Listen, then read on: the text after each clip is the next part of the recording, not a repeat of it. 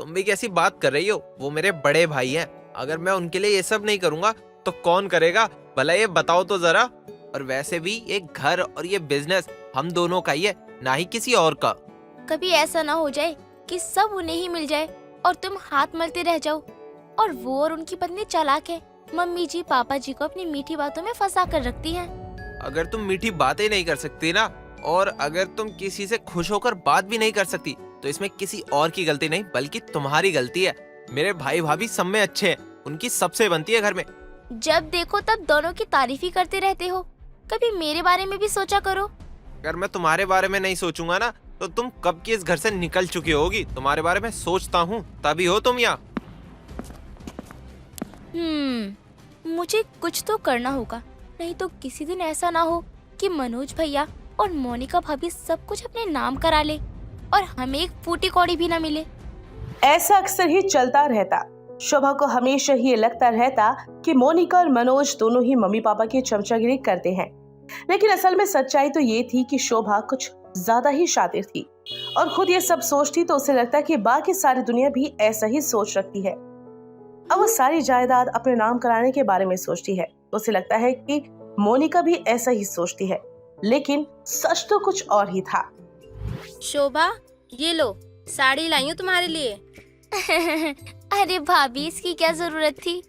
क्यों जरूरत नहीं थी? इसका क्या मतलब होता है? मैं अपने लिए कपड़े लेने गई थी तो तुम्हारे लिए भी लाऊंगी ना। आखिरकार तुम मेरी बहन जैसी हो, सगी नहीं हो तो क्या हुआ, लेकिन मैं तुम्हें ना अपनी दिल से बहन मानती हूँ। वाह, क्या बात है। मेरी दोनों बहुओं के बीच में ऐसे ही हमेशा प्यार बना रहे तो मेरे घर की तरफ कभी कोई उंगली ही ना उठा सके। बड़ी बहू इतनी समझदार है तो ये घर कभी टूटेगा ही नहीं। क्या बात है दीदी, क्या नाटक किया है। मेरे लिए सस्ती सी साड़ी खरीदकर माँ जी की नजरों में अच्छी बन गई, लेकिन मैं ऐसा कभी नहीं होने दूंगी। इस घर पर तो राज मेरा ही चलेगा। अरे बुद्धू, क्या सोचने लग गई? बताया नहीं तूने, कैसी लगी साड़ी? साड़ी तो अच्छी है दीदी, मुझे तो बहुत पसंद आई। अच्छा, क्या क्या लाई हो आप अपने लिए, जरा ये तो दिखाना। देखती हूँ कि अपने लिए कितनी महंगी साड़ी लाई है ये। अरे हाँ हाँ, क्यों नहीं, अभी दिखाती हूँ। ये देखो, ये ना मैं अपने लिए लाई हूँ। ये तो सिर्फ 4000 की साड़ी है, लेकिन मेरे लिए तो आप 5000 की साड़ी लाई हो। हाँ, इस बात से फर्क नहीं पड़ता चीजें सस्ती हैं या महंगी, बस पसंद आनी चाहिए। मेरे लिए ना सबसे ज्यादा तेरी खुशी है। तुझे पसंद आ गई ना, बस मेरे लिए काफी है। कितनी चालू औरत है ये, एक मौका नहीं छोड़ती घर वालों की नजरों में खुद को अच्छा दिखाने का। चलो, मैं सभी के लिए ना खाना बना देती हूँ। बस यही फर्क था मोनिका और शोभा में। मोनिका हमेशा से ही दिल से सभी के लिए कुछ न कुछ करती रहती, लेकिन शोभा उसे तो हमेशा ही कोई ना कोई चालाकी नजर आती रहती। खैर, दिन यूं ही बीतते रहते हैं और फिर एक दिन की बात है, सब घर वाले एक साथ बैठे होते हैं। माँ, पापा, मैं और मोनिका कुछ काम के सिलसिले में बाहर जा रहे थे। कुछ दिनों में वापस आ जाएंगे। ठीक है बेटा, दोनों ही अपना ख्याल रखना और काम पर अच्छे से ध्यान देना। अगर कुछ दिक्कत हो तो विनोद से बात कर लेना, वो सब संभाल लेगा। हाँ भैया, कुछ भी परेशानी हो बस एक बार अपने भाई को याद कर लेना। देखो देखो कैसे सभी के सभी इन दोनों के पीछे लगे हुए हैं। सारा काम मेरा पति करे और घूमने ये दोनों जाएं। ये कोई काम वाम के सिलसिले में नहीं जा रहे। मुझे तो पक्का पता है कि ये दोनों मौज मस्ती करने जा रहे हैं। शोभा, जाओ सभी के लिए चाय बना के लाओ। भाभी अपनी पैकिंग कर लेंगी, तब तक तुम ये सब काम कर लो। ठीक है। अब जब तक वो लोग वापस आएंगे ना, तब तक मुझे कुछ करना होगा, नहीं तो पता लगे कि कभी भी हाथ में पेपर्स थमा दे, हमें बिजनेस और इस घर से बाहर कर दिया जाए। अब शोभा सभी को चाय पिलाती है और यही सोचती है कि ऐसा क्या किया जाए कि इन दोनों के आने तक सारा कुछ उसके नाम हो जाए। तब उसे एक आइडिया आता है, क्यों ना सास को मोनिका के खिलाफ किया जाए। तो बस अब वो लग जाती है इसी काम में। मोनिका और मनोज दोनों ही चले जाते हैं और शोभा अपनी सास की चमचागिरी करती है। माँ जी, वो क्या है ना, दीदी को तो ठीक से काम करना ही नहीं आता है। देखो देखो, सारी किचन फैली पड़ी रहती है, इतनी गंदी रहती है, लेकिन ना तो खुद साफ करती है और ना ही घर के नौकरों से कराती है। अब बेटा, वो किस किस काम पे ध्यान दे, हो जाती है कभी कभार गलतियाँ। एक काम कर, किसी नौकर को कह दे, वो काम करा देगा। लेकिन माँ जी, दीदी को भी तो इस बात का ख्याल रखना चाहिए ना। रखना तो चाहिए, कोई बात नहीं, वो आएगी तो मैं उसे समझा दूंगी। शोभा बेटा, आज खाने में कुछ अच्छा सा बना ले। वैसे तो मोनिका हमेशा ही अच्छा खाना बनाती है, लेकिन अब वो नहीं है तो तू कुछ बढ़िया सा बना ले। अरे माँ जी, मैं ऐसा खाना बनाऊंगी ना कि आप उंगलियां चाटती रह जाओगी और दीदी के खाने को तो हमेशा हमेशा के लिए भूल ही जाओगी। अच्छा, ऐसा है क्या? आज तक तो मैंने तुम्हारे हाथ का ऐसा खाना नहीं खाया, तो आज देख लेते हैं कि तुम कितना अच्छा खाना बनाती हो। बनाएगी शोभा, अच्छा खाना क्यों नहीं बनाएगी? ऐसे तुम क्यों चैलेंज कर रहे हो उसे? रहने दो पापा जी, आज मैं इन्हें बता दूंगी कि मैं कितना अच्छा खाना बना सकती हूँ। अब मैं क्या करूँ, मुझे तो ऐसा कुछ बनाना भी नहीं आता। आइडिया, एक काम करती हूँ, बाहर से ऑर्डर करके मंगा लेती हूँ। किसी को क्या ही पता चलेगा, सभी को कह दूंगी कि मैंने बड़ी मेहनत से बनाया है खाना। वो ऐसा ही करती है, बाहर से सारा खाना मंगवा लेती है और नाटक करती है कि सब उसी ने बनाया है। तुमने तो कमाल कर दिया, बहुत अच्छा खाना बना है। हाँ शोभा, ये तो मोनिका से भी अच्छा खाना बनाया है। माँ जी, दीदी तो हमेशा अच्छा खाना बनाने का नाटक ही करती रहती है, लेकिन मैंने देखा है कि वो कैसे बिना हाथ धोए या फिर सब्जियां बिना धोए कैसे काटती हैं, और ऐसे ही बिना हाथ धोए रोटियां भी बना लेती हैं वो। क्या वो ऐसा करती है? हाँ माँ जी, और मैं जब इन सब चीजों के लिए उन्हें टोकती हूँ तो मुझसे कहती हैं कि तू मुझे मत सिखा। तुम क्या करने की कोशिश कर रही हो? मैं क्या कर रही हूँ, जो भी है मैं तो सच ही कह रही हूँ। अब ऐसा ही होता है, शुभा किसी न किसी बात पर अपनी सास को भड़काती रहती मोनिका के खिलाफ। उसके सारे कामों में वो कमी निकाला करती।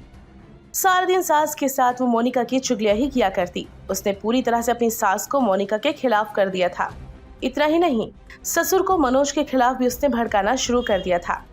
पापा जी, क्या आपको पता है, एक बार मैंने मनोज भैया को किसी से बात करते सुना था, जिससे वो कह रहे थे कि पापा जी को किसी बात की नॉलेज नहीं है, सारा दिन बस घर में पड़े रहते हैं, सोते रहते हैं, कुछ काम धंधा तो है ही नहीं। वो निकम्मा ऐसा क्यों करता है? मैंने उसे पाला पोसा, इतना बड़ा किया, और उसकी इतनी हिम्मत जो वो मेरे बारे में ऐसा कहता है। अब आया ना ऊंट पहाड़ के नीचे, अब देखती हूँ इस घर में उन दोनों की तारीफ कौन करता है। बहुत हो गया उनका, अब इस घर पर मेरा राज चलेगा। तुम ये सब क्या कर रही हो? अरे मैं क्या कर रही हूँ, किस बारे में बात कर रहे हो तुम? मुझे सब समझ में आ रहा है कि तुम कैसे मम्मी पापा के कान भर रही हो भाई भाभी के खिलाफ। ये सब करने की क्या जरूरत है तुम्हें? देखो जी, मैं किसी के कान नहीं भर रही हूँ, जो सच है ना सिर्फ वही बता रही हूँ। ये सब तुम्हें बहुत भारी पड़ने वाला है, मैं बता रहा हूँ। देखिए जी, सुन लीजिए, मैं किसी को भी इस घर पर राज करने नहीं दूंगी। चलेगी तो बस मेरी ही चलेगी। पता नहीं तुम ये सब सोचना कब बंद करोगी। मेरे घर में आग लगाकर तुम्हें क्या मिल रहा है? शोभा अब बहुत खुश होती है कि उसका परिवार उसकी मुट्ठी में है। उसके सास ससुर अब उसकी ही बातें सुन रहे थे। अब 10 दिन के बाद मोनिका और मनोज भी आ जाते हैं घर पर, जिसके बाद घर का सारा माहौल ही बदल जाता है। माँ जी देखिए, मैं आपके लिए कंगन लेकर आई हूँ। ठीक है, लाई है तो रख दे। माँ जी पहन के तो देखिए एक बार, आपने तो हाथों में भी नहीं लिया अभी तक। पहन कर क्या देखना है, रख दे, पहन लूंगी फिर कभी। पापा आप कैसे हो, और आपकी तबीयत सही है ना? सारा दिन पड़ा रहता हूँ तो ठीक ही होऊंगा ना, पूछ क्यों रहे हो? पापा आप मुझसे ऐसे बात क्यों कर रहे हो? क्या हुआ, सब ठीक तो है ना? शोभा, ये मम्मी जी और पापा जी को क्या हुआ? वो ऐसी बात कैसे कर रहे हैं? पता नहीं दीदी, ऐसी क्या बात है, आप दोनों से पता नहीं ऐसी क्यों बात करते हैं। और वैसे भी दीदी सारा दिन घर में ऐसे ही मुंह बना के रखते हैं। ऐसी क्या बात हो गई? हम जब गए थे तो सब कुछ ठीक था, अब कुछ दिनों के बाद हम वापस आए हैं तो सब बदल चुके। ऐसा क्या हो गया? अब शोभा बहुत खुश थी क्योंकि उसके दिल को तसल्ली मिल रही थी कि अब उसकी सास तो सिर्फ उसी की सुनती है और किसी की नहीं। अब अपनी सहेली को ये सारी बातें बताती रहती है क्योंकि उसकी सहेली ने भी अपने घर पर ऐसा ही किया था। और वो कहते हैं ना, जैसी संगत वैसी सीरत। तो शोभा भी अपनी सहेली की तरह ही हो गई थी। अब घर में वो हमेशा किसी न किसी बात पर तनाव कर दी और घर में तनावपूर्ण माहौल ही रहता। फिर एक दिन की बात है शुभ अपनी सहेली से फोन पर बात कर रही थी।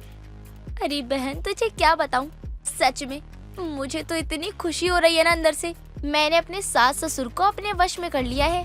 अब दोनों मेरी ही सुनते हैं। और मैंने दोनों को इतना भड़का दिया है ना कि अब वो मेरे जेठ जेठानी का चेहरा तक नहीं देखना चाहते। बस तू ऐसे ही करती जा, एक दिन देखना सब कुछ तेरे नाम हो जाएगा और उन लोगों को एक फूटी कौड़ी नहीं मिलेगी। हाँ, मैं तेरी बात समझ रही हूँ। अब मैं ऐसे ही अपनी सास को भड़काती रहूंगी अपनी जेठ जेठानी के खिलाफ।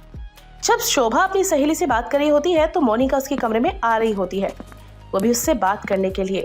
लेकिन वो उसकी बातें सुनती है बाहर खड़ी होकर और उसकी आंखें तो खुली की खुली रह जाती हैं। वो सारा खेल समझ जाती है कि शोभा ने क्या करने की कोशिश की है। अब वो फोन में अपना वीडियो ऑन करती है और इन सारी बातों को रिकॉर्ड कर लेती है ताकि वो सभी घर वालों को इसके बारे में बता सके। शाम को सभी साथ में बैठे होते हैं। मुझे आप सभी को ना एक बात बतानी है। हमें नहीं सुननी तेरी कोई बात। लेकिन माँ जी, ये बहुत जरूरी है। भाभी क्या बात है, सब ठीक तो है ना? आप परेशान लग रही हो। अभी पता चल जाएगा विनोद, रुको तो सही। सभी की आंखें फटी की फटी रह जाती है। सास ससुर को तो इस बात पर यकीन नहीं होता कि शोभा ने इतनी चालाकी से उन्हें अपनी बातों में फंसा लिया और उन्हें इस बात की भनक तक नहीं लगी। शोभा, क्या है ये सब? तुम इतना नीचे गिर सकती हो, मैंने कभी नहीं सोचा था। हे भगवान, ये क्या हो गया हमसे? हम कैसे किसी को पहचानने में धोखा खा सकते हैं? मम्मी जी, पापा जी, हम लोग जब बाहर से आए थे ना, तो हमें समझ नहीं आ रहा था कि आप लोग हमारे साथ ऐसा बर्ताव क्यों कर रहे हो। और इसी वजह से ना मैं ना शोभा के कमरे में जा रही थी ताकि उससे बात करके मैं ये जान सकूं कि आखिर हुआ क्या है। लेकिन मैंने वहाँ पे देखा कि वो अपनी सहेली से बात कर रही थी। हम तुम्हें कभी माफ नहीं करेंगे शोभा।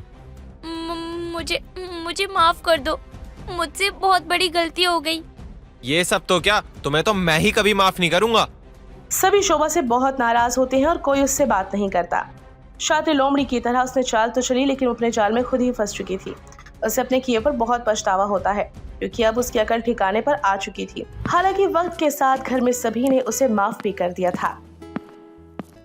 दोस्तों, अगर आपको ये कहानी पसंद आई तो इसे लाइक करें, शेयर करें और कमेंट करके बताएं कि कहानी में आपको सबसे अच्छा क्या लगा।